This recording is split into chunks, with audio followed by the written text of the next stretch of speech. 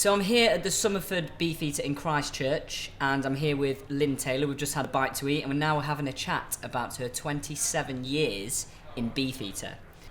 Yeah, it's changed considerably since I started here in 1988.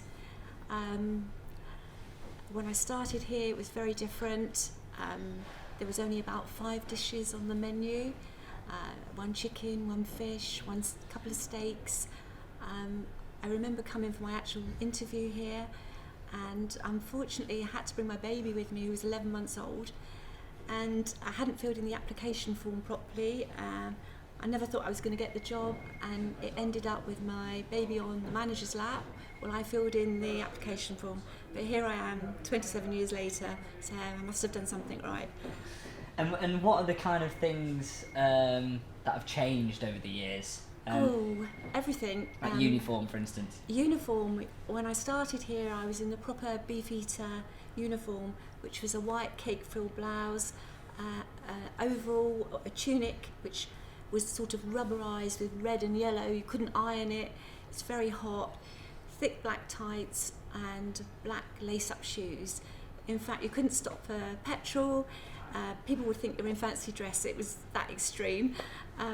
But it was accepted that was your uniform, that's what you wore. And the uniform actually looks similar to the uniform on the Beefeater gin? Yeah, it was exactly the same. If you can imagine, there's a picture of it there.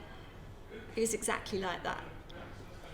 And you was talking to me also about the setup of the restaurant and not being able to see the tables. Yes, when I started here, the building, all the windows were at knee height, if you can imagine. It's a very old building. And it was very dark, and the tables were all set in like little alcoves, so you couldn't always see the guest. They couldn't see you. It was a matter of putting your head round, see if they'd finished their meal, which wasn't ideal when people are waiting to have their pudding or coffee. You had to physically put your head in. We had one table at the top of the restaurant, which was called the Igloo, and there was no window, no air, and it seated 8 people, so you can imagine it got extremely hot in there. Again, it wasn't very good design, but we enjoyed it here. We worked here, and we did our best with what we had. And what was the ratio men to women in the restaurant back then? Oh, no men. It was completely female orientated.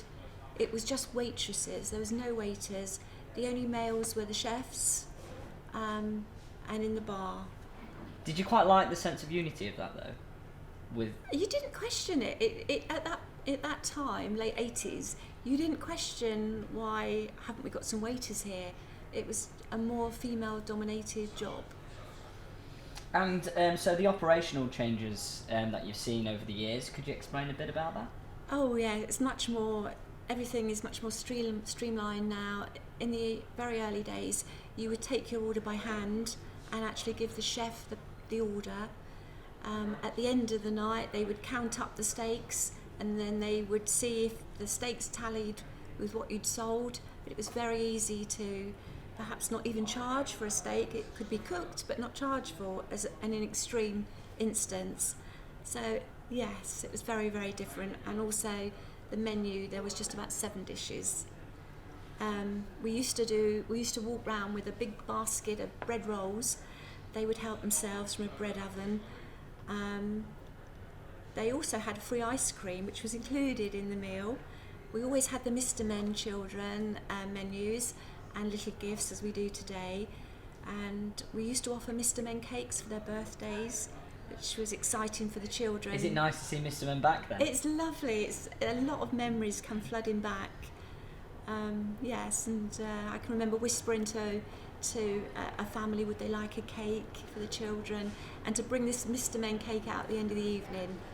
I think you could freeze them at the time, so we always had to check we had enough out, so that we could supply those that wanted cakes at the end of the evening.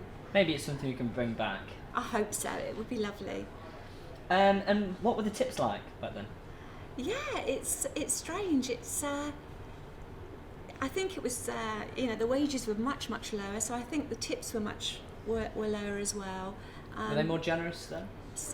I think it varies. Like like today, it varies. It's they're not accepted, but they're appreciated. We didn't have the gratuity system, so it was literally a few coins on the table. We didn't have the facilities to actually put gratuities on with the bill. And you've brought some things with you from home, which you've been collecting over the years. Yes. Could you kind of pick out a few of these things? Well, that would be that was the uniform in the red and yellow, and this was one of my early staff handbooks. I've got a Welcome to Beefeater. Again, you can see the uniform. And this was my waitress training guide, which was a very different training guide to today. Wow. And you've got your certificate here, is that? Oh, that was one of the early hygiene certificates. I think that was 92.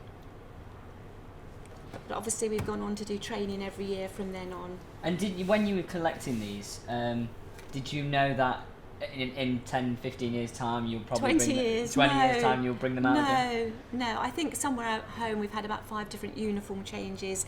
I think they're in the garage, so I wasn't able to bring those today to show you.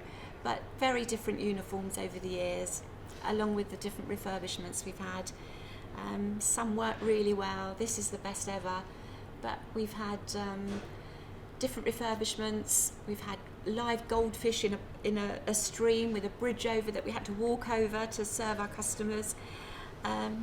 Blimey. Yeah, it's all been different. We had little sections we used to call Toy Town, and one was even called... Did you have to look after the fish?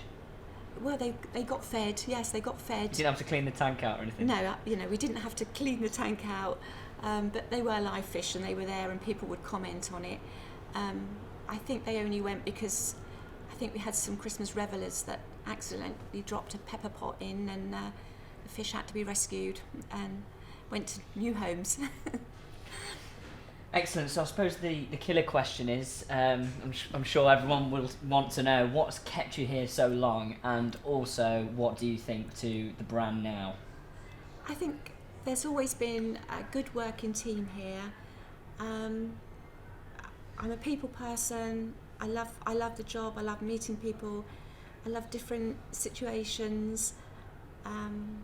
It's just a happy team, and customers have kept coming back. And you just do your best while you're here and enjoy your job. Excellent. Well, I hope you enjoy many more years here at the Beefeater. I should imagine you want to stay since the conversion. Yeah, certainly. For a little bit anyway. We'll see. And thanks ever so much. You're very Thank welcome. you.